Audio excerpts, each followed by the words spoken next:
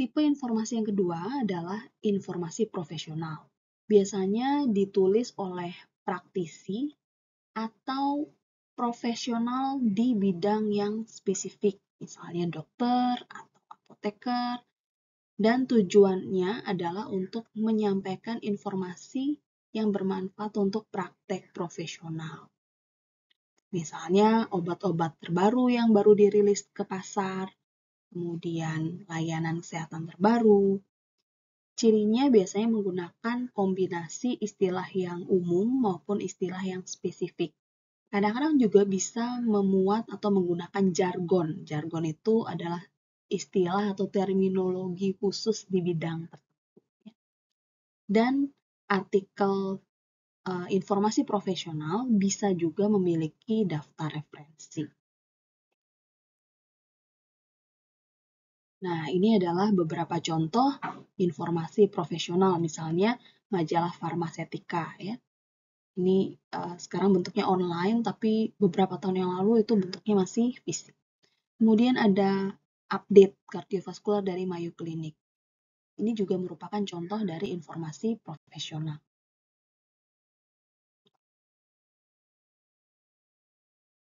Tipe yang ketiga adalah informasi saintifik atau ilmiah. Disebutnya scientific atau scholarly information. Ditulisnya oleh ilmuwan, akademisi termasuk diantaranya adalah dosen, peneliti, ya, atau mahasiswa di tingkat perguruan tinggi, S1, S2, S3, dengan tujuan untuk menyajikan dan mendiskusikan hasil-hasil penelitian. Di hasil penelitian dipresentasikan, disajikan ke khalayak secara tertulis untuk menambah pengetahuan di bidang tersebut.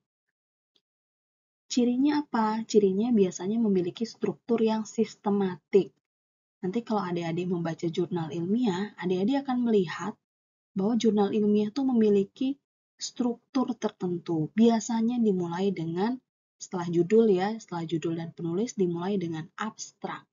Abstrak itu sekitar 250 sampai 350 kata, berisi inti sari dari tulisan yang dimuat. Ya, abstrak punya struktur juga, biasanya dimulai dari background atau latar belakang, kemudian tujuan tulisan ini untuk apa, metode penelitian yang digunakan apa, hasilnya bagaimana, dan kemudian kesimpulannya. Di bagian utama tulisan juga memiliki struktur yang mirip seperti abstrak, mulai dari latar belakang, kemudian tujuan, ya, kemudian metode bagaimana suatu penelitian dilakukan, kemudian hasil. Biasanya hasil ini ditampilkan dalam bentuk tabel, grafik, dan juga narasi. Setelah hasil ada diskusi, jadi biasanya penulis akan membandingkan hasil penelitiannya dengan penelitian-penelitian sebelumnya yang sudah ada dan berupaya untuk menjelaskan temuan dalam penelitiannya. Dan artikel ilmiah biasanya ditutup dengan kesimpulan dan juga saran. Di akhir atau di bagian akhir belakang dari artikel ilmiah biasanya ada daftar referensi yang ditulis dengan gaya tertentu, disesuaikan dengan jurnal yang memuatnya. Beberapa gaya penulisan referensi yang nanti adik-adik bisa pelajari ya, terutama nanti ketika menulis skripsi, itu ada yang namanya gaya Harvard. Ya, gaya Harvard dan juga gaya Vancouver.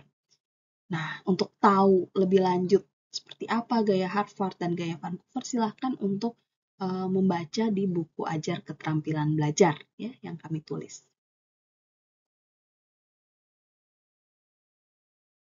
Ini beberapa contoh informasi ilmiah. Jadi informasi ilmiah itu tidak melulu harus jurnal. Informasi ilmiah bisa kita temukan di yang paling umum ya, buku teks. Buku teks. Jadi buku ajar atau buku teks di bidang tersebut. Di sini saya memberikan contoh buku teks di bidang gizi ya, Nutrition Society Textbook Series. Nah, adik-adik perlu cari tahu di bidang adik-adik buku teksnya apa. Saat ini adik-adik mungkin masih di tahun pertama ya, program studi farmasi. Adik-adik akan belajar salah satunya adalah fisiologi manusia. Nah, setiap bidang ilmu itu punya buku teksnya masing-masing. Dan buku teks bisa ditulis oleh banyak orang ya. Di fisiologi ada buku teks dari Sherwood misalnya, buku teks dari Martini. Ya. Buku teks bisa berbentuk fisik, buku fisik atau hard copy, bisa juga berbentuk e-book. Nah, buku teks ini merupakan saripati dari hasil-hasil penelitian terdahulu.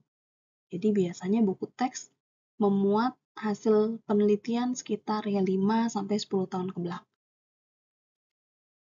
Selain buku teks yang terletak di tengah ini, informasi ilmiah juga bisa kita dapat dari kamus di bidang tertentu. Contohnya ini, Oxford Concise Medical Dictionary, jadi kamus kedokteran. Atau buku-buku lain yang menjadi acuan di bidang tersebut tapi tidak disebut sebagai buku teks. Kapan kita menggunakan kamus, kapan kita menggunakan buku teks, kapan kita menggunakan jurnal, itu nanti tergantung dari tujuan kita mencari informasi. Misalnya, adik-adik menemukan istilah baru yang adik-adik tidak pahami. Contohnya, misalnya, adik-adik membaca slide dosen dan kemudian menemukan istilah hematopoietik. Apa ya hematopoietik? Nah, untuk mengetahui definisi atau arti dari kata tersebut, adik-adik tidak perlu mencari ke jurnal. Adik-adik bisa mulai dengan membaca di kamus. Cari di kamus apa arti hematopoietik, kemudian adik-adik bisa memahami artinya. Kalau adik-adik ingin tahu lebih jauh, jadi proses hematopoiesis itu bagaimana? Bagaimana proses pembentukan sel darah merah misalnya? Adik-adik bisa membaca di buku teks. Jika adik-adik ingin tahu hasil penelitian terbaru mengenai zat-zat atau misalnya faktor pertumbuhan yang memengaruhi proses pembentukan sel darah, adik-adik bisa baca dari jurnal. Ya. Jadi dari informasi yang tadi saya jelaskan, mungkin adik-adik sudah mendapatkan gambaran. Jurnal biasanya memuat informasi-informasi yang paling baru. Sementara buku teks biasanya memuat kumpulan informasi dari beberapa tahun terakhir, perkembangan penelitian beberapa tahun terakhir, yang kemudian dibukukan. Tentunya cakupannya lebih luas, tapi tidak terlalu mendalam. Nah, ini contoh artikel ilmiah yang lain ya, yaitu artikel dari jurnal. Jadi kalau ditanya ada contoh-contoh informasi ilmiah apa saja, ada kamus, ada buku teks, ada buku-buku yang menjadi acuan di bidang tersebut, dan juga ada artikel dari jurnal ilmiah. Nah, berikut ini adalah suatu contoh jurnal ilmiah. Ya. Jadi saya ingin adik-adik memerhatikan potongan atau tangkapan layar dari jurnal berikut ini. Kita harus bisa membedakan mana yang merupakan nama jurnal dan mana yang merupakan judul artikel yang dimuat di jurnal tersebut. Jadi buat adik-adik yang sama sekali belum mengetahui apa itu jurnal ilmiah, adik-adik bisa membayangkan jurnal ilmiah itu adalah suatu majalah ya, majalah tapi memuat artikel-artikel penelitian. Ya. Kita menyebutnya sebagai jurnal atau dalam bahasa Indonesia disebut sebagai berkala. Nah, jurnal yang saya tampilkan di sini namanya adalah Indonesian Journal of Pharmacy. Ya, ini sama atau analog dengan nama majalah. Di dalam jurnal ini ada beberapa artikel hasil penelitian atau literatur review yang dimuat. Judul artikel yang saya tampilkan di sini adalah Vitamin D3 and Molecular Pathway of Skin Aging. Ya, ini adalah salah satu artikel jurnal yang dimuat dalam Indonesian Journal of Pharmacy. Di bawah judul biasanya kita akan menemukan siapa penulisnya. Kemudian di sini ada nomor 1, 2, 3 yang ditulis dengan superscript. Ini menunjukkan dari institusi mana penulis tersebut berasal. Kemudian di sini kita bisa melihat artikel information dan juga abstrak dari artikel penelitian ini. Artikel information memuat kapan artikel ini disubmit atau dikumpulkan ke jurnal tersebut, kapan dia direvisi, dan kapan dia dinyatakan diterima. Abstrak, seperti yang saya sebutkan tadi, memuat intisari dari tulisannya. Biasanya sekitar 250-350 kata. Jadi nanti sebelum adik-adik memutuskan saya mau membaca jurnal ini, adik-adik silahkan membaca judul dan abstraknya dulu untuk menentukan seberapa cocok informasi ini menjawab pertanyaan adik-adik.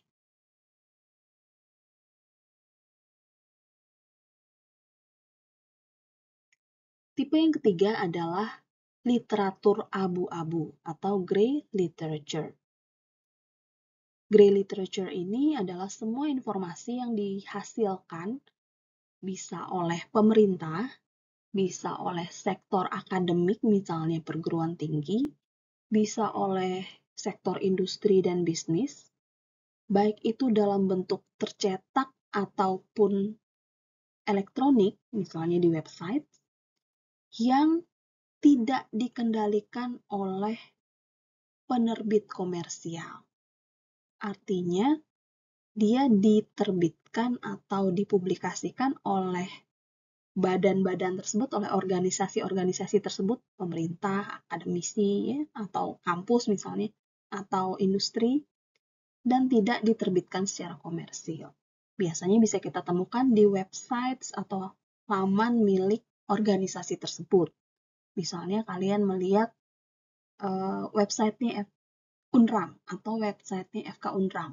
Nah, informasi yang ada di situ misalnya ada proceeding konferensi ya, itu termasuk grey literature. Jadi grey literature itu tidak dikendalikan oleh penerbit komersil dan juga kegiatan utama dari organisasi yang mempublikasikan informasi tersebut bukan di bidang publikasi sebenarnya, tapi itu salah satu luaran yang mereka hasilkan.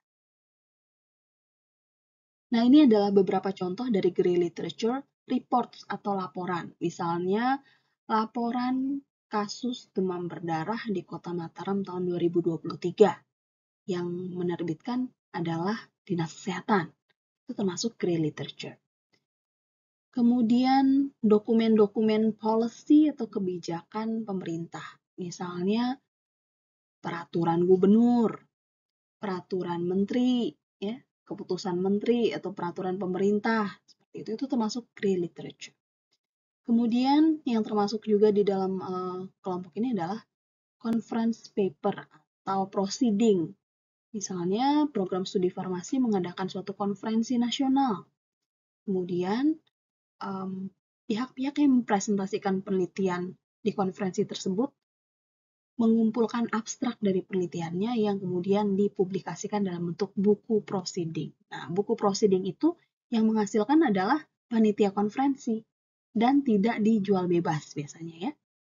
Nah, ini termasuk ke dalam grey literature.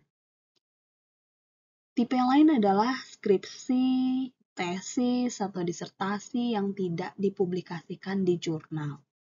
Jadi, skripsi yang dijilid disimpan di perpustakaan, itu juga termasuk dalam grey literature.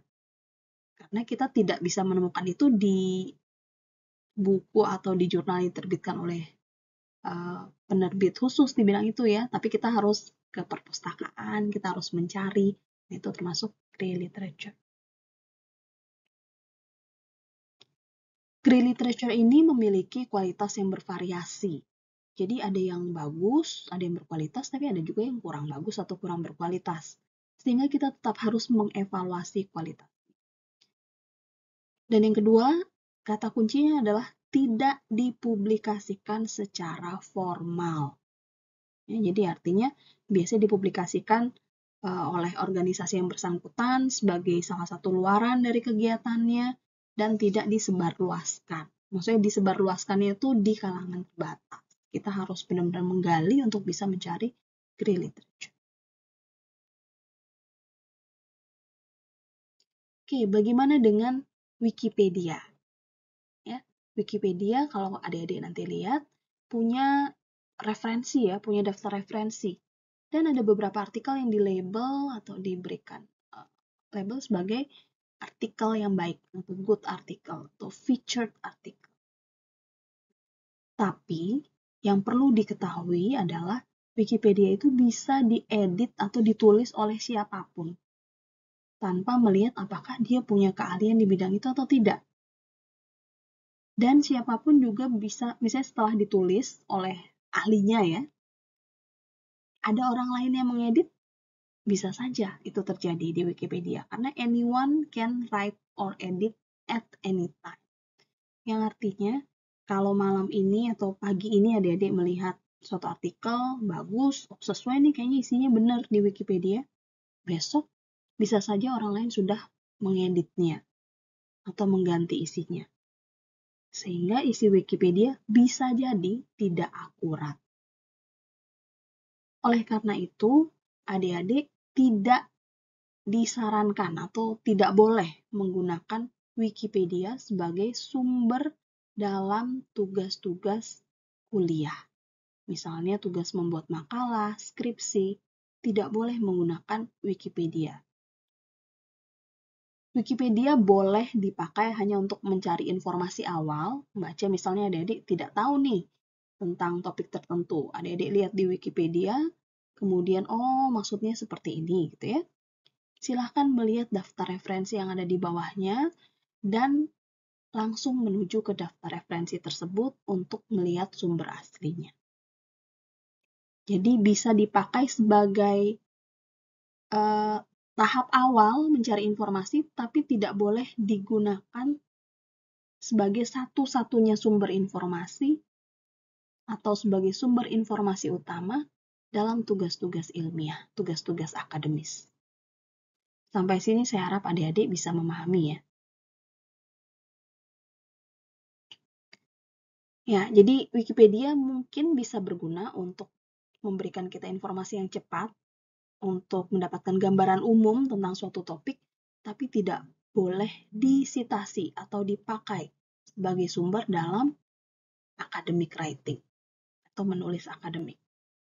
Adik-adik harus mengecek dan membaca langsung ke sumbernya.